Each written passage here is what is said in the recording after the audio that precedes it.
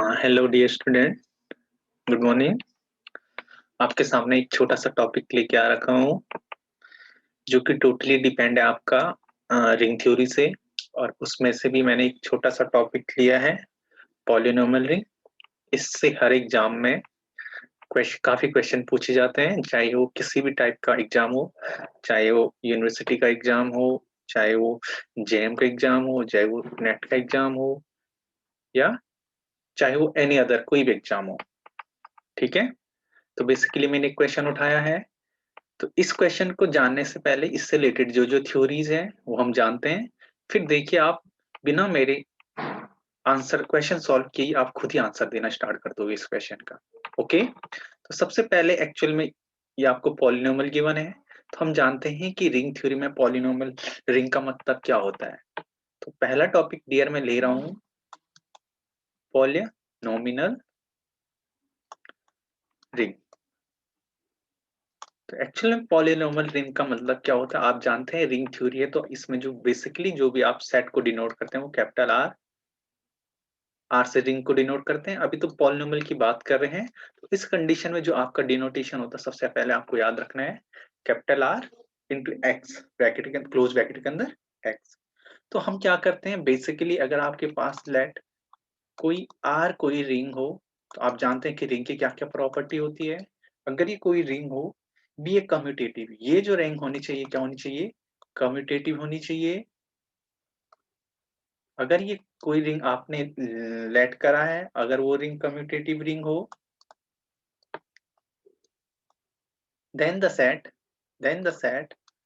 अब कैसा set define किया जाता है पॉलिनोमियल का, तो ये बेसिकली इससे डिनोट किया जाता है जो मैंने लिखा है। और ये आपको डिफाइन किया जाता है a not plus a one x plus a two x plus and so on into a n into x power n, जहां पे such that a i's belongs to R. यानी जो ये एलिमेंट है डियर, ये आपके कहां से बिलोंग कर रहे हैं, रियल नंबर से बिलोंग करते हैं। और आई कहां से कहां वेरी कर रहा है, 0 to n। तो जो ये कलेक्शन होता है डियर, इसी को पॉलिनोमियल रिंग कहते हैं। पर आपको याद रखना है कि जो आपका क्या होगा, पॉलिनोमियल रिंग होगा वो कैसा रिंग होना चाहिए, पहले कम्यूटेटिव रिंग, जहां पे एक्स, एक्स क्या कहलाता है, एक्स कहलाता है आपका इनडिटर्मिनेंट, इन डिटर इनडिटर्मिनेट्स,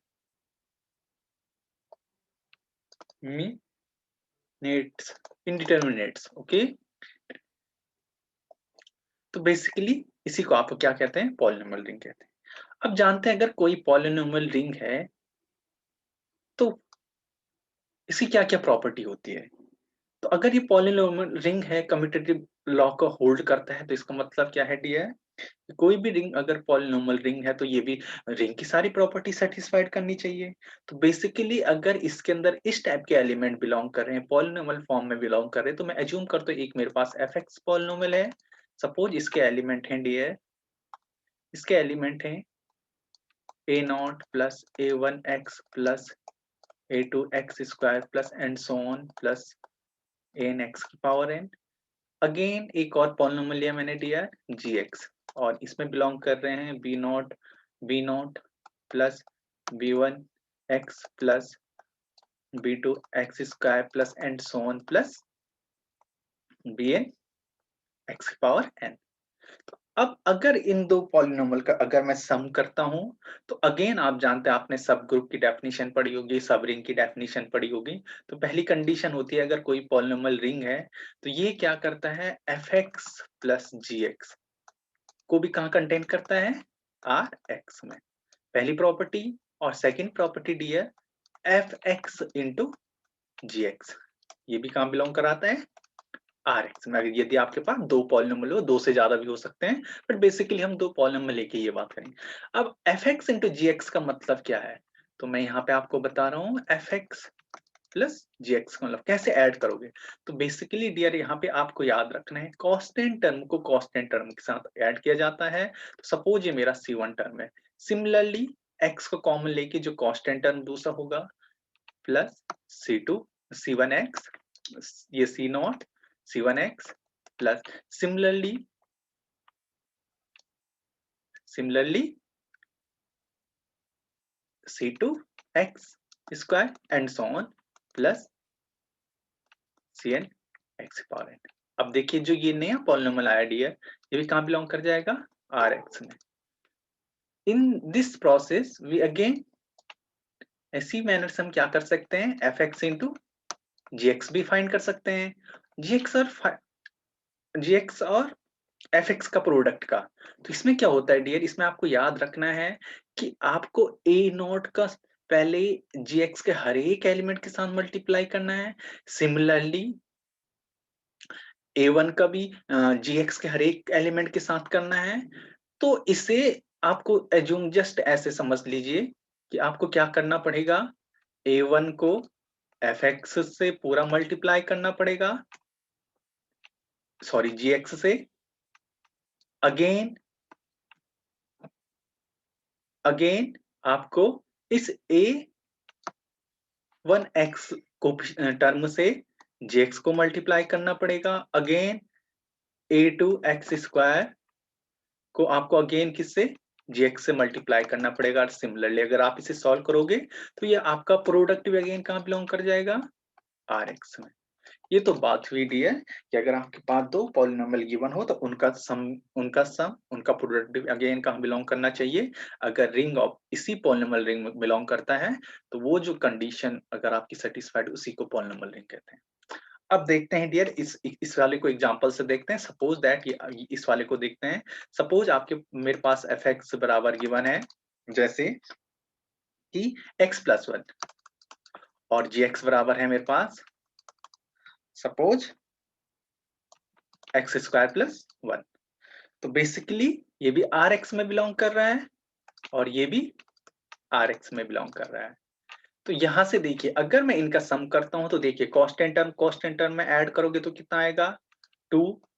अब देखिए यहाँ x का टर्म कितना है, यहाँ x का टर्म है नहीं, यहाँ x का टर्म है, तो यानी x फिर अगेन ऐड करेंगे तो ये क्या हो जाएगा x का, तो यानी प्रोडक्ट भी अगेन आपका सॉरी सम फॉर्म में आपको जो अगेन नया पॉलिनोमियल मिला fx इंटू gx, ये भी कहाँ बिलोंग करना चाहिए R।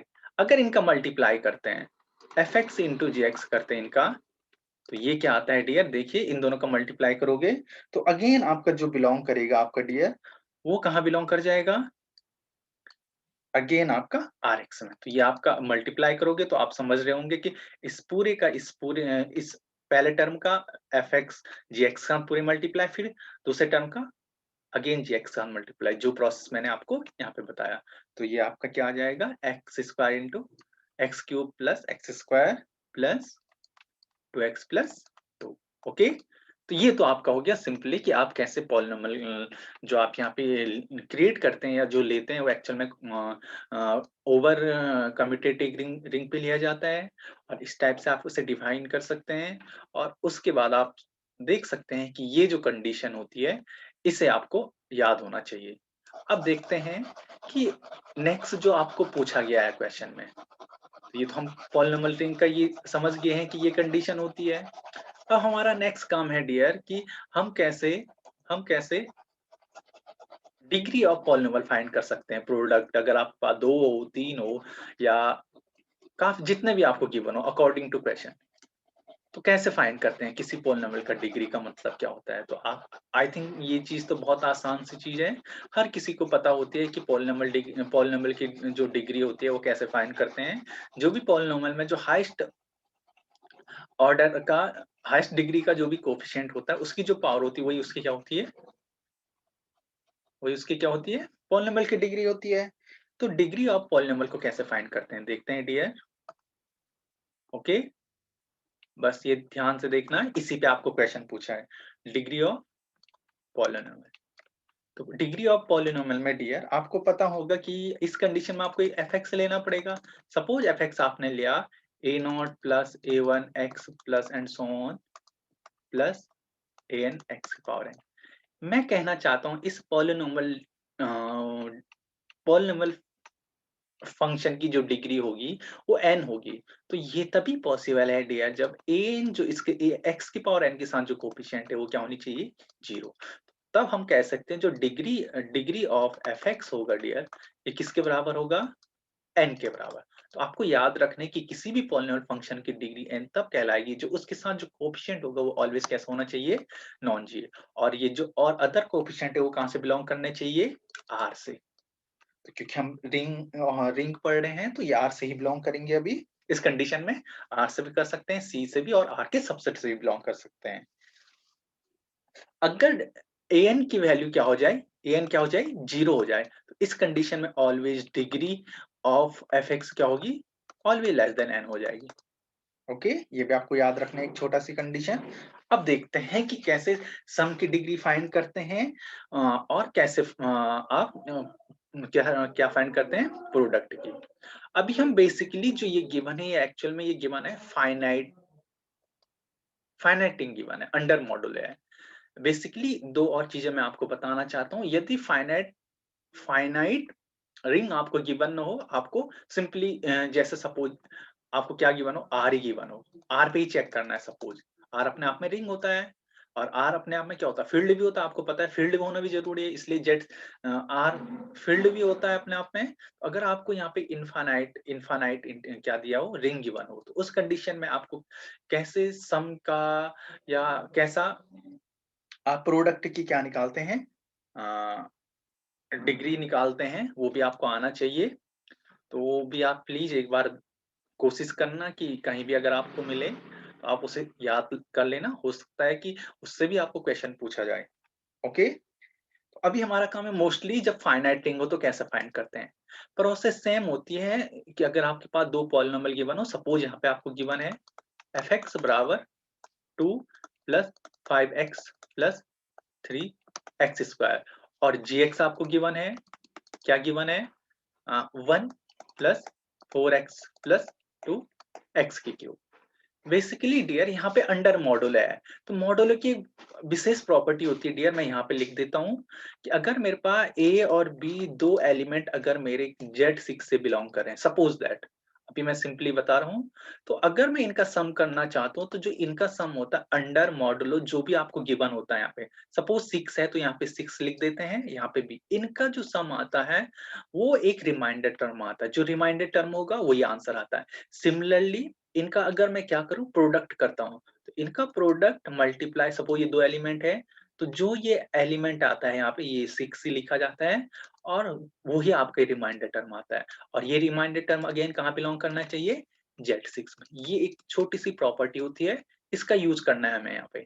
तो बेसिकली अब अगेन यहाँ पे देखिए, जब आप इन दोनों का सम करोगे डियर, इन दोनों का सम करोगे, देखो क्या होगा, एफ एक्स प्लस जी एक्स करोगे तो क्या होगा, कांस्टेंट को कांस्टेंट में ऐड करना है, 2 प्लस 1 3, मैं डायरेक्ट 3 लिख दे रहा हूँ, जबकि मुझे ऐसे करना चाहिए, ये प्रोसेस करना चाहिए, बट मैंने इसे अलग से डिफाइन कर दिया। फिर हम लास्ट में रिमाइंडर लिख देंगे, यानी लास्ट में हम इसे 6 से डिवाइड कर देंगे, और इसे भी 6 से, जो भी इनका सम आएगा, जो भी सम आएगा उसे 6 से डिवाइड करके ये रिमाइंडर आता है। तो हम बेसिकली एज्यूम करते हैं कि 6 से डिवाइड कर दे रहे हैं, इसे भी 6, बट प्रोसेस जो स्टैंडर्ड नोटेशन होता है डियर, आपको याद रखना है, इस फॉर्म में लिखा जाता है।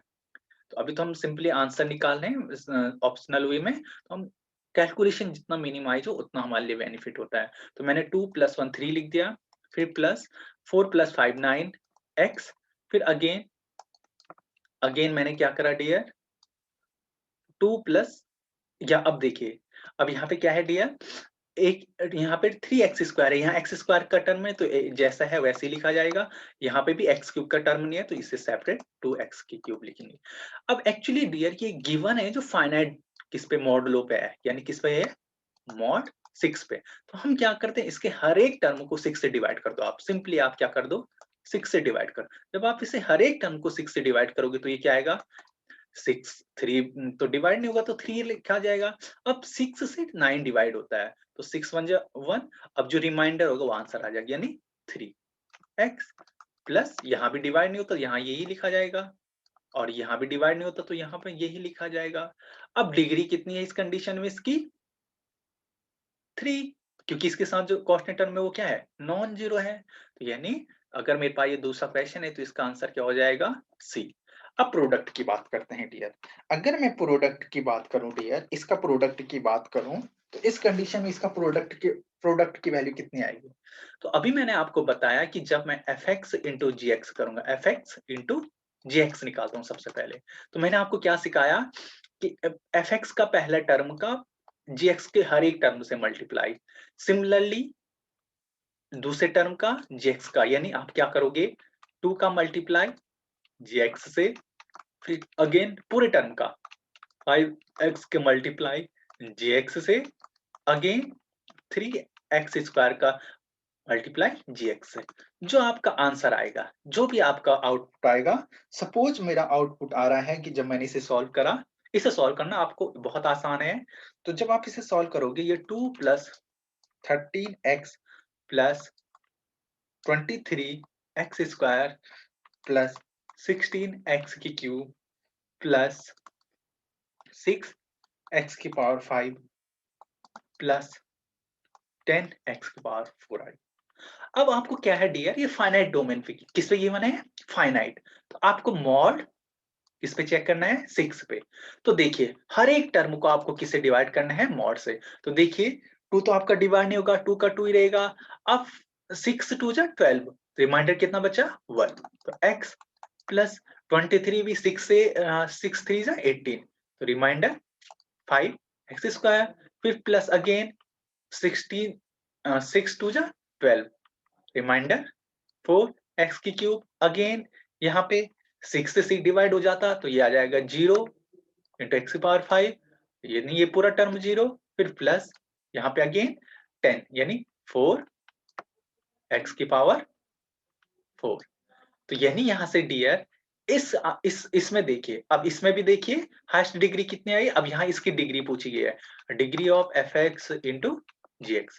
तो कितना आ गया 4, क्योंकि यहाँ पे देखिए है 4, यानी इसका आंसर भी कितना आ गया सी ऑप्शन।